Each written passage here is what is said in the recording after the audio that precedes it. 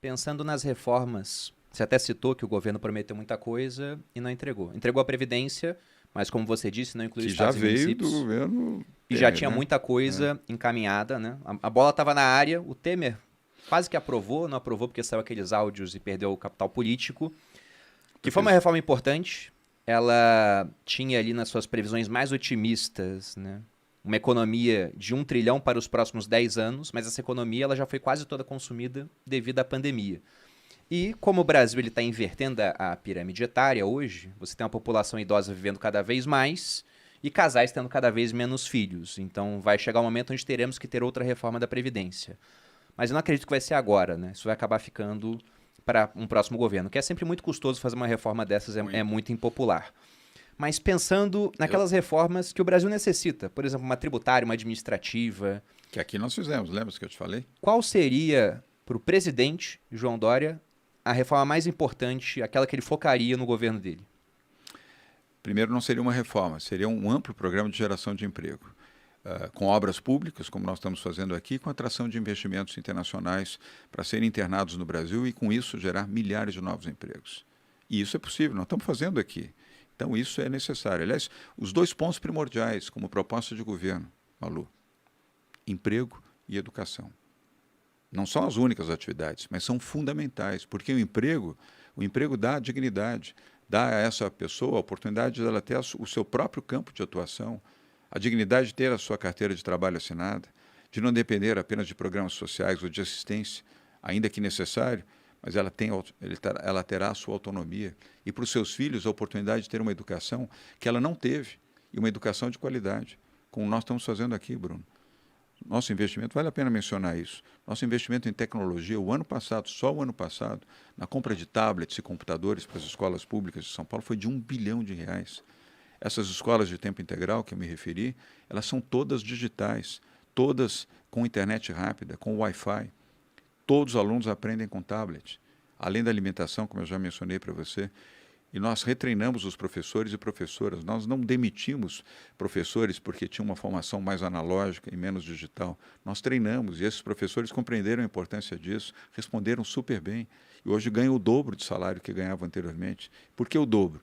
Porque davam 4 horas de aula, agora dão 8 horas de aula. Elevamos o piso salarial na educação em 73%. É R$ 5.000 hoje o piso de um professor. Era menos de R$ 3.000. Percebe como é possível transformar e não rompemos o teto de gastos. Aqui nós não gastamos mais do que arrecadamos. Nós gastamos menos, nós estamos bem abaixo do teto do limite da Lei de Responsabilidade Fiscal, que, aliás, é uma grande conquista do PSDB, Mas você do conseguiu governo fazer o Fernando estado ser Henrique. superavitário, São Paulo? Ou ainda Claro, fechou em déficit? não, claro, 53 bilhões em caixa, comentei com você. 53 bilhões. E como é que nós conseguimos 53 bilhões? Reforma tributária, reforma fiscal, reforma administrativa e a reforma da Previdência, que foi a primeira que nós fizemos. Aí tivemos um superávit de caixa. Para onde vai esse dinheiro? Para a saúde, para a educação, para a habitação, proteção social, infraestrutura, proteção ambiental. Todos esses programas que nós estamos realizando exigem investimentos vultosos. Só no Rio Pinheiro são 4 bilhões de reais para despoluir o rio. 4 bilhões de reais. É muito dinheiro. Está dando certo, está dando resultado. Até o final desse ano o rio vai estar limpo. Mas onde é que você arruma 4 bilhões? Onde você arruma 7 bilhões para os programas de educação, como nós investimos só no ano passado em São Paulo, dos quais 1 bilhão só na compra de equipamentos? Com as reformas. Isso é o que eu chamo de liberalismo social. É você fazer o liberal, é ter um governo liberal, um governo... Sabe quantas vezes nós fomos à Bolsa de Valores? 13 vezes. O governo federal foi 3 vezes. Eu não quero ficar fazendo comparações aqui o tempo inteiro, mas nós fomos 13 vezes à Bolsa de Valores para desestatizar, fazer concessões e PPPs. A maior concessão rodoviária do país está aqui em São Paulo. Foi feita em maio de 2020. Maio de 2020 era o pico da primeira onda da Covid. E nós viabilizamos a concessão de uma rodovia chamada PIPA, Malu, Piracicaba Panorama. Ela corta de leste a oeste o estado de São Paulo, 1.372 quilômetros de asfalto. Investimento do fundo Blackstone, americano, e do Fundo Soberano de Singapura. 16 bilhões de reais. Pagaram 1 bilhão e 200 milhões de ágio. E por que eles conseguiram? E por que tomaram a decisão de fazer o investimento em plena pandemia no Brasil e em São Paulo? porque aqui tem um governo confiável, porque aqui tem um grande mercado de consumo, porque São Paulo já tinha uma tradição de rodovias concessionadas e privatizadas e com administração privada, e porque fizemos uma boa modelagem. E deu certo, teve disputa, 4 grupos disputaram, um grupo ganhou e pagou 1,2 bi que colocamos em caixa para políticas públicas, além dos 16 bilhões do investimento que estão fazendo nessa rodovia. E a primeira rodovia, Malu, carbono free, carbono zero do Brasil, é essa que está sendo feita, denominada PIP, aqui na região noroeste do estado de São Paulo.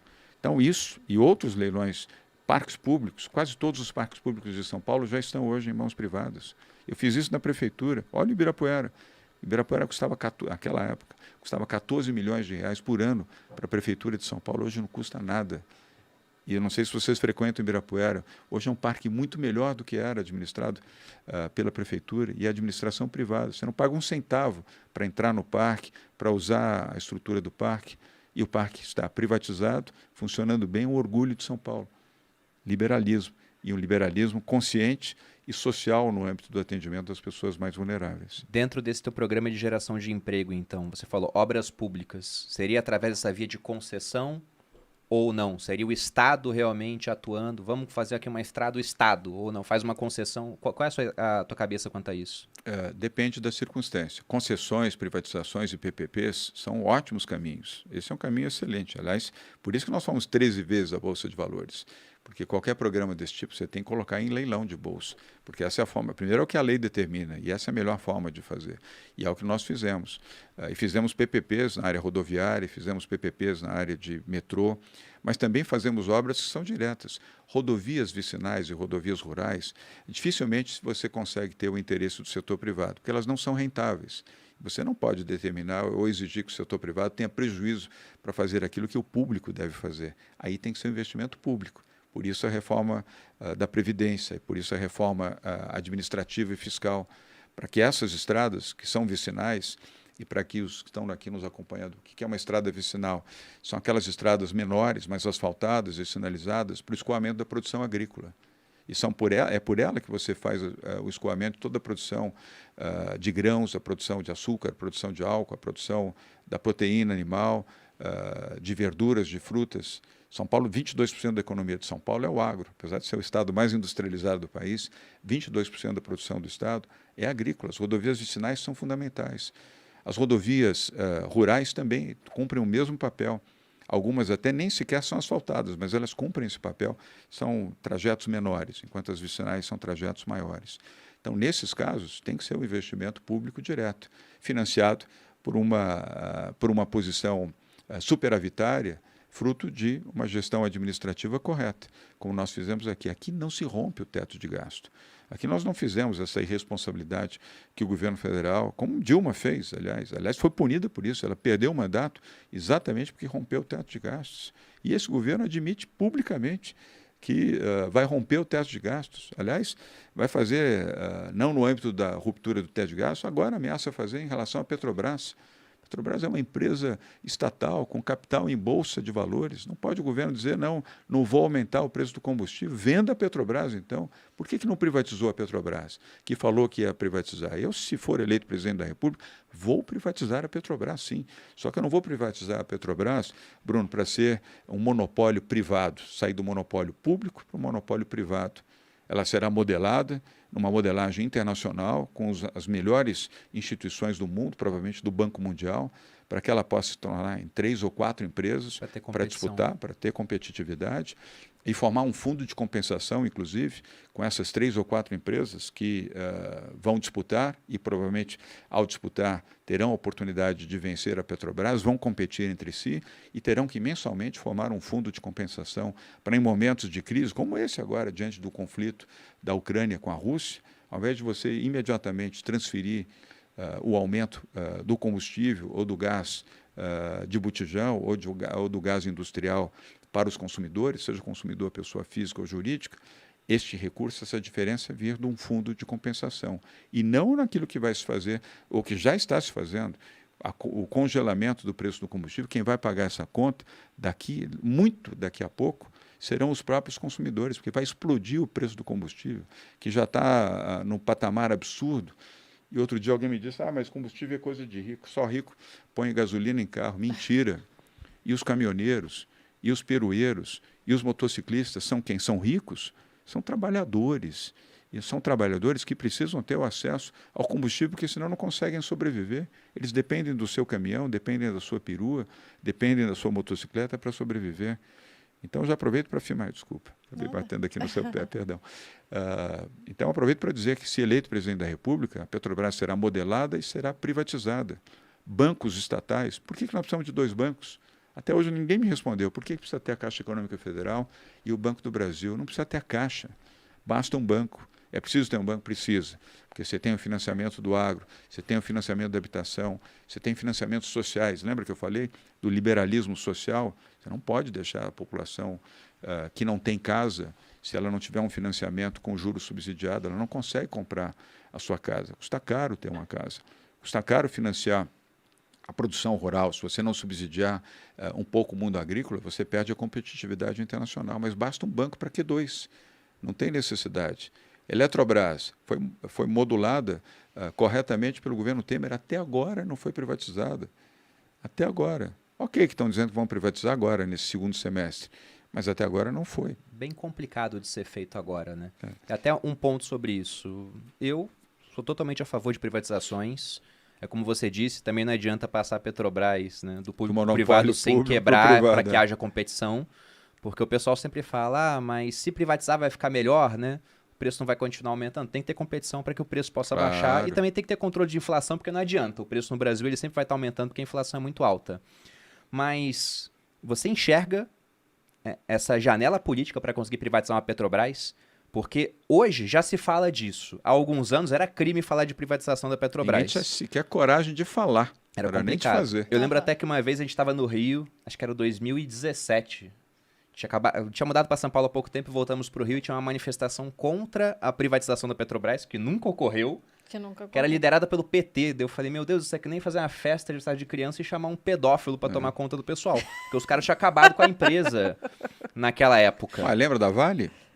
A privatização da Vale? Sim. Lá atrás, aquela fotografia histórica de um manifestante petista chutando um investidor internacional que estava chegando na Bolsa. Naquele momento foi a Bolsa do Rio de Janeiro. Hoje só temos uma bolsa aqui em São Paulo. Naquela época tínhamos 2 bolsas. O governo Fernando Henrique Cardoso. Aquela foto viralizou o mundo. Lembra-se? Um chute que um ativista deu no traseiro de um investidor internacional. E na mesma época... Muito Brasil essa foto, né? Total. E da Telebrás também, olha as acusações que fizeram ao Fernando Henrique, que ele estava entregando patrimônio brasileiro. Não, tem cartaz da Telebrás que dizia, nunca mais teremos telefones. Eu estava tirando da mão do setor público, né? E olha hoje, tudo bem que é um setor ainda muito regulado, é um oligopólio, são poucas empresas, mas melhorou muito. Com esse pouquinho até de competição hoje, que a gente agora tem. ninguém mais tem telefone mesmo, linha telefônica agora em casa, Deus o temos livre. celulares, né? Mas você lembra? O patrimônio se declarava no imposto de renda. Até hoje tem lá um telefone, é verdade. Você declarava, imagina, um negócio inimaginável. Você declarava no seu imposto de renda, eu tenho uma linha telefônica fixa, custava uma fortuna para ter. Hoje a telefonia, aliás, perdemos até o tempo para ter o 5G, podíamos já ter o 5G aqui há mais de ano no Brasil, mas enfim, foi o Fernando Henrique Cardoso naquele momento que fez o enfrentamento. Esse cartaz que você falou é também algo muito emblemático, diziam que estava acabando com as telecomunicações no Brasil, entregando a multinacionais e a competitividade, lembra-se? Não vamos tirar o monopólio do público para colocar o monopólio no privado. E o que aconteceu? O split com várias empresas disputando e um mercado competitivo. Você escolhe o tipo de telefone, o tipo de telefonia, qual é a plataforma que você quer, que tipo de serviços você deseja. Essa é a modernidade. Isso é o privado.